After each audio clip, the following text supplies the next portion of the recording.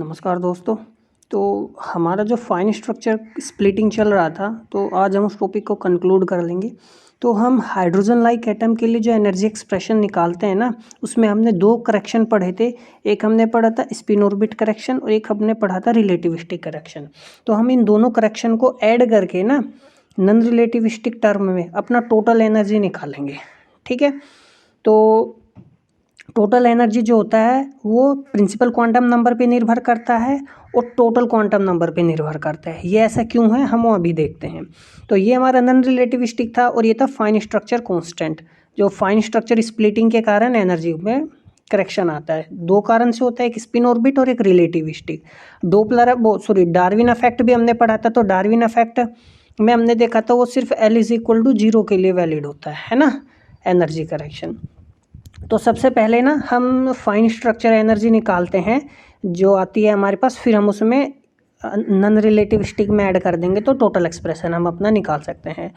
तो fine structure में क्या था हमारे पास, स्पिन ऑर्बिट और रिलेटिविस्टिक। तो हमने स्पिन ऑर्बिट में हमारे पास ये एक्सप्रेशन आया था, प्लस कर देंगे हम, ये हमारे पास क्या है, रिलेटिविस्टिक अफेक्ट है। रिलेटिविस्टिक अफेक्ट के कारण हमारे पास एनर्जी में ये एक्सप्रेशन आया था। ठीक है, यदि आपको ध्यान हो, स्पिन ऑर्बिट में हमने जब ये किया था, स्पिन ऑर्बिट में हमने जो जे की दो वैल्यू हमारे पास आती है, J=L+-1/2। और जो ये एक्सप्रेशन है स्क्वायर ब्रैकेट में लिखा हुआ है ना, जब इसमें जे की वैल्यू दोनों वैल्यू रखते हैं तो एक बार तो हमारे पास एल आता है और एक बार -L+1 एक्सप्रेशन आता है। ठीक है, तो हमने लेकिन अपना जनरल एक्सप्रेशन लिखा है।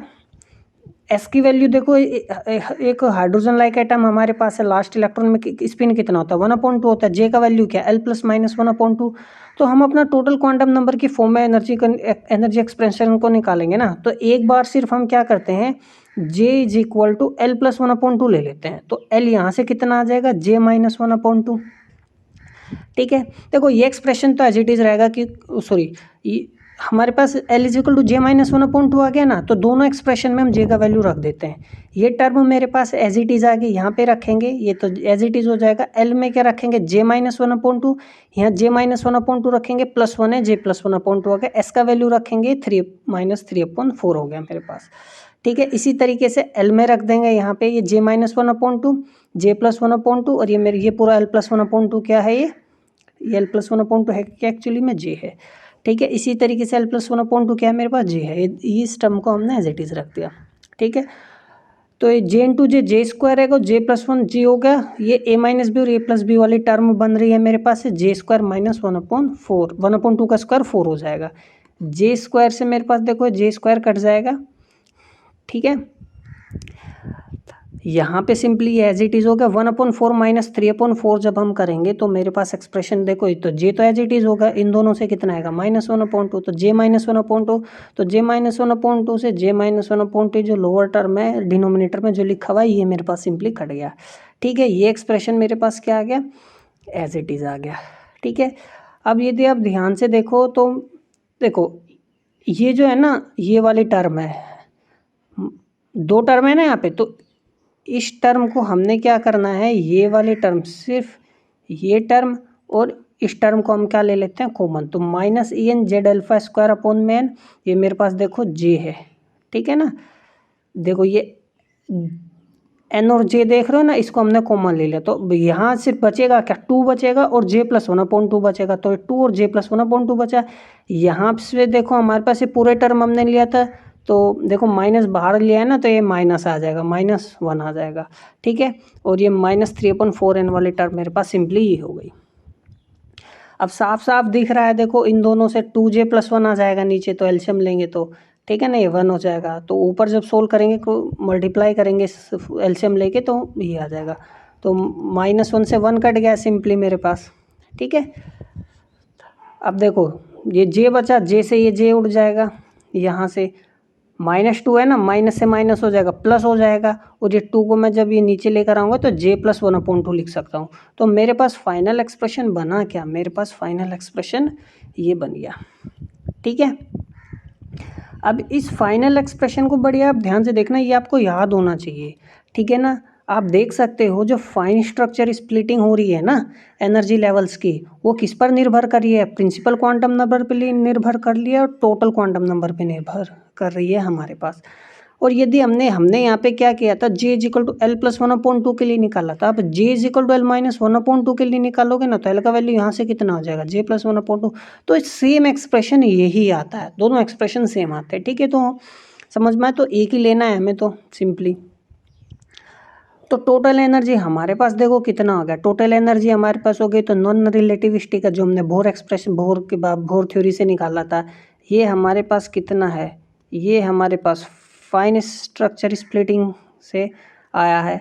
तो ई एन देखो यहाँ पे भी है, यहाँ पे भी है। जब हम इस टर्म को यहाँ लिख लेंगे तो कॉमन ले लेंगे, तो मेरे पास ये फॉर्मूला बन जाएगा।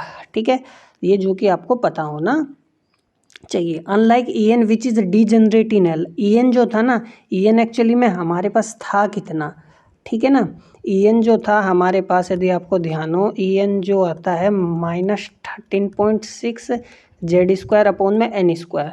ठीक है, यदि मैं देखो n का वैल्यू 2 लूँ तो l मेरे पास कितना आएगा, 0 आएगा, 1 आएगा। तो n के लिए n इज इक्वल टू 2 के लिए एनर्जी ये आएगी, यहाँ पे लिख दूँ मैं n इज इक्वल टू 2 तो 4 हो जाएगा, नीचे डिवाइड करके वैल्यू आ जाएगी। और n की वैल्यू 2 के लिए l कितना होता है, 0 होता है, 1 होता है। तो वो 0 और 1 के लिए भी सेम वैल्यू होती है। तो इसी वजह से ना ई एन क्या था, डीजेनरेट था हमारे पास, है ना, सेम एनर्जी थी 4 डिफरेंट वैल्यूज़ ऑफ एल। लेकिन यहाँ ऐसा नहीं है, ये 2 लेवल में टूट जाता है। डिफरेंट वैल्यू एल की होगी, डिफरेंट वैल्यू जे की आएगी। 4 different values of J, different values of energy will come out. तो डीजेनरेसी क्या हो गई, अपलिफ्ट हो गई इस हाइपरफाइन स्प्लिटिंग से। ठीक है, तो हम देख सकते हैं जो फाइनल हमारे पास एनर्जी एक्सप्रेशन है, एक किस पर निर्भर कर रहा है, टोटल क्वांटम नंबर जे पे निर्भर कर रहा है और प्रिंसिपल क्वांटम नंबर पे निर्भर कर रहा है। ठीक है, अब बात दूसरी इंपॉर्टेंट जो समझने वाली है, यहाँ पे ध्यान से देखो, फाइन स्ट्रक्चर स्प्लिटिंग के साथ साथ ना एक और छोटी सी स्प्लिटिंग होती है, एक और छोटा सा स्मॉलर इफेक्ट होता है जिसकी वजह से स्प्लिटिंग होती है, जिसको हम बोलते हैं हाइपर फाइन स्ट्रक्चर। ठीक है, अब हाइड्रोजन हाइपर फाइन स्ट्रक्चर जो होता है ना, किसकी वजह से होता है, interaction of the spin off the nucleus with the electron. ठीक है, न्यूक्लियस के पास भी स्पिन होती है, इलेक्ट्रॉन के पास भी स्पिन होती है। तो इन दोनों की स्पिन में इंट्रैक्शन की वजह से हमारे पास हाइपरफाइन स्ट्रक्चर स्प्लिटिंग होती है। When the hyperfine correction are included they would split each of the fine structural levels into a series of hyperfine levels. ठीक है, कहने का मतलब है, देखो जब हमने सिर्फ बोर थ्योरी पढ़ा था तो हमारे पास एक लाइन, एक स्पेक्ट्रल लाइन आ रही है सपोज ये। ठीक है, हमने क्या देखा, ये हमने बोर थ्योरी से देखा। ठीक है, फिर जब हम फाइन स्ट्रक्चर स्प्लिटिंग कंक्लूड करते हैं तो स्पिन ऑर्बिट और रिलेटिविस्टिक अफेक्ट से हम देखते हैं हमारे पास जो ये एक्चुअल में एक या दो फर्दर रिजोल्यूशन में देखते हैं तो ये फर्दर स्प्लिट होती है हमारे पास, ये फाइन स्ट्रक्चर स्प्लिटिंग की वजह से हो गई। ठीक है, जब इसको और ज़्यादा हम हाई रेजोल्यूशन में देखते हैं ना, ये फर्दर स्प्लिट हो जाता है। तो फाइन स्ट्रक्चर फर्दर स्प्लिट होता है ना ये, और हमें एनर्जी लाइंस में मिलता है, इसी को हम बोलते हैं हाइपर फाइन स्ट्रक्चरल स्प्लिटिंग।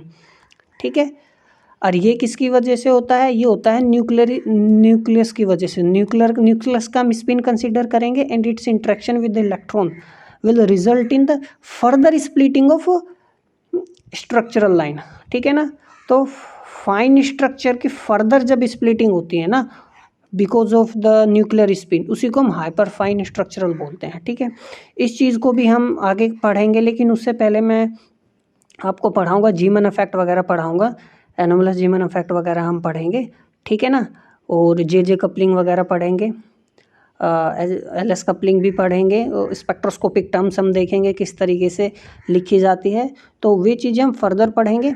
ठीक है ना, हाइपरफाइन स्ट्रक्चर थोड़ा सा उससे बाद में मैं कवर करूँगा।